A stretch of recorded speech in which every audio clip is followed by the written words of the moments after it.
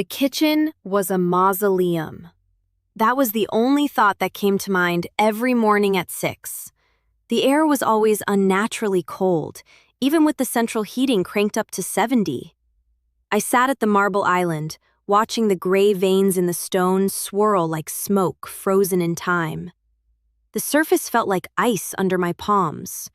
I watched the steam rise from my ceramic mug in a single, delicate ribbon of white.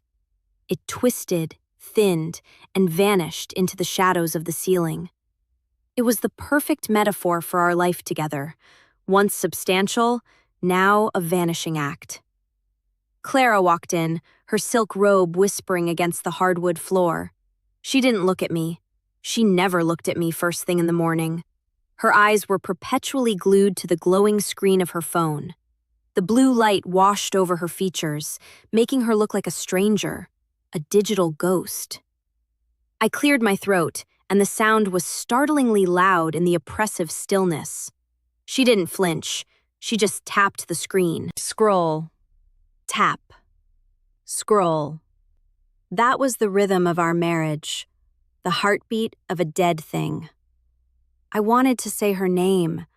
I wanted to ask if she'd slept through the thunderstorm, but the words felt like jagged stones in my throat. I knew she'd slept fine. She always slept fine, while I was the one who listened to the house groan under the weight of its own emptiness. Silence wasn't just the absence of sound anymore. It was a physical entity. It sat at the table with us. It drank our coffee. It lived in the space between our chairs. Then there was Marcus. He arrived in our lives slowly, like a stain spreading across a white rug. He was a colleague from her marketing firm, a name that started appearing on her phone at midnight, lighting up the nightstand like a beacon. I'd see it in the dark. Marcus. A joke about a client, a link to a song he thought she'd like. I asked her about him once, my voice trembling more than I cared to admit. We were driving home through a downpour, the wipers struggling to keep the windshield clear. I asked why he was calling so late. She didn't even turn her head to look at me. She just laughed. It was a dry, brittle sound that made my skin crawl. "You're being paranoid, Elias," she said. "He's just a friend. He's going through a rough divorce and needs someone to talk to." I felt the heat rise in my chest. I wasn't paranoid. I was observant. I saw the way her shoulders relaxed when she talked to him on the balcony. I saw the way her eyes lit up, a genuine, sparkling light that had been missing from our interactions for years. Marcus was the wedge. He didn't have to do much. He just had to exist to remind me that I was becoming invisible. I was a piece of furniture in my own home, a rug to be stepped over, a lamp that no longer provided light. I tried to fight it. I tried to bridge the widening chasm with words. One evening, over a dinner of overcooked chicken and cheap wine, I told her I was lonely. I told her I missed the way we used to talk until 2 in the morning. She set her fork down with a sharp clink against the china. The sound felt like a gunshot. "Elias, stop," she said. Her voice was flat, drained of any warmth. "You're always doing this. You're making up problems because you're bored. I'm tired. I work 60 hours a week. I don't have the energy for your emotional demands." Emotional demands. That's what my heart had become to her, a nuisance, a bill that was overdue. I felt the air leave my lungs. The gaslighting was the worst part. It was so calm, so clinical. She made me feel like the floor was tilting beneath my feet. I started to doubt my own memories. I saw them together once at a bistro downtown. They were sharing a plate of appetizers, leaning in close. He touched her hand, and she didn't pull away.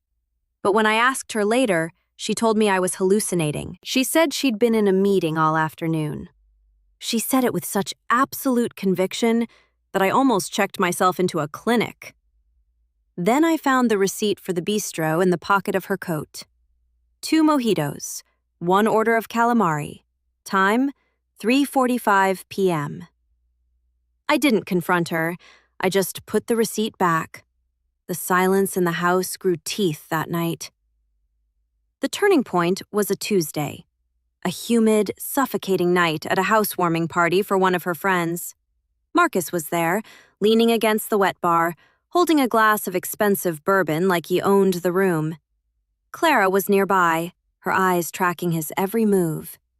Someone suggested a game, a dare. It was juvenile, the kind of thing people do when they're trying to feel young again. A dare for someone to walk to the old stone bridge and back in the pitch black. It was 3 miles through dense, unlit woods. I looked at Clara. I wanted her to tell them it was a bad idea. I wanted her to say she wanted me to stay by her side. Instead, she looked at Marcus and grinned. "Go on, Elias," she said, her voice light and careless. "Don't be a bore. Show us you've still got some adventure in you." Marcus chuckled, a low, condescending sound. "Yeah, Elias, don't be a coward." I looked at them, and for a second they looked like the couple. I was the interloper. I walked out the door. I walked for over an hour in the dark, the branches catching at my clothes. My heart was a drum in my ears. When I finally made it back, the house was dark. The party was over. Clara's car was gone. She hadn't waited. She hadn't even sent a text to see if I was okay. She simply forgot I was out there in the dark. That was the night I stopped being a victim. I sat on the curb outside our empty house and watched the stars. I realized I didn't want to go inside. I started reclaiming myself in small, jagged pieces. I went to the movies alone on Friday nights. I bought the sourdough bread she always complained was too chewy. I stopped asking her about her day. Why bother? The answers were always lies or omissions. I started running, long, grueling miles through the city. I wanted to feel my lungs burn. I wanted to feel the physical sensation of being alive, because I had been numb for so long. I was building a wall, brick by brick. I wasn't angry anymore.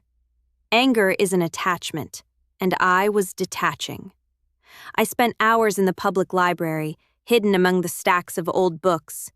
I was learning a new language, the language of being alone, without being lonely. I realized the world was massive, and my marriage was a tiny, suffocating box. I decided I didn't want to live in a box anymore. I met Elena at a small coffee shop near the park. I was reading a book on woodworking, trying to figure out how to build something with my own hands.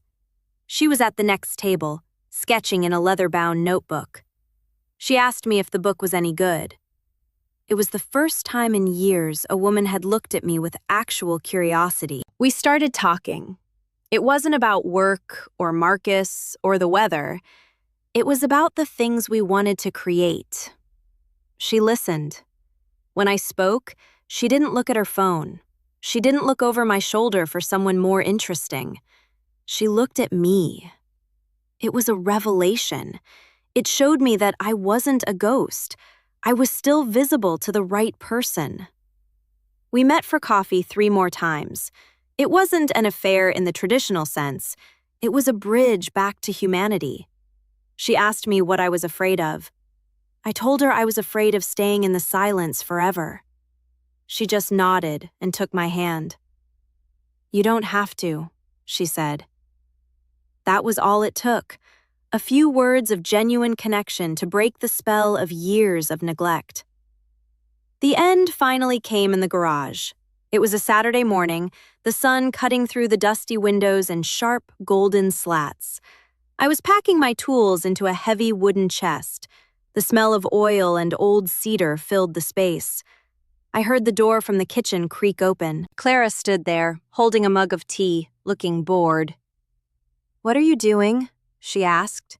Her tone was the same one she used to ask about the mail. "I'm leaving, Clara," I said. I didn't look up.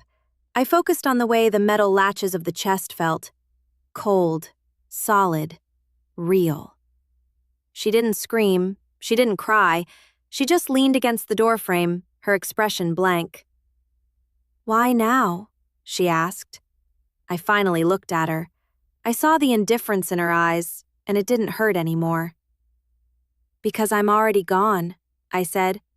"I've been gone for months. You just didn't notice because you weren't looking." She took a slow sip of her tea. "You're being dramatic again, Elias. Is this about Marcus? You're so jealous, it's pathetic." I shook my head. "It's not about him. He was just the person who helped you forget me. I'm done being a ghost in your house. I'm going to go find out what it's like to be a man again." She didn't move as I carried the chest to the car. She didn't say goodbye. She just watched. A stranger in a house we once called ours. I drove away from Willow Creek Road and didn't look back. I didn't need the rearview mirror to know what I was leaving behind. I was leaving the silence. I was leaving the gaslighting. I was leaving the version of myself that was small and broken. The trees blurred past, a tunnel of green and gold. The road stretched out before me, open and indifferent, and I loved it for its indifference. It didn't demand anything from me. It just offered a way out. I thought about the bridge in the woods and the dare. I realized she had given me the greatest gift by neglecting me. She had pushed me so far out of her life that I finally found the door. I drove for hours, the wind rushing through the open window, tasting like salt and possibilities. I wasn't Elias the husband anymore. I was just Elias. My new apartment is small, but it is mine. The silence here is different. It's not a weapon. It's a canvas. It's the silence of a Sunday morning before the city wakes up. I sit on my balcony and watch the light change on the buildings across the street. I think about Clara sometimes, but the memory is fading, like an old photograph left in the sun. There is no bitterness left, just a profound sense of relief. Real closure isn't a long talk or a tearful apology. It's the moment you realize you don't need her to understand why you left. You just need to be gone. I am gone. I am here.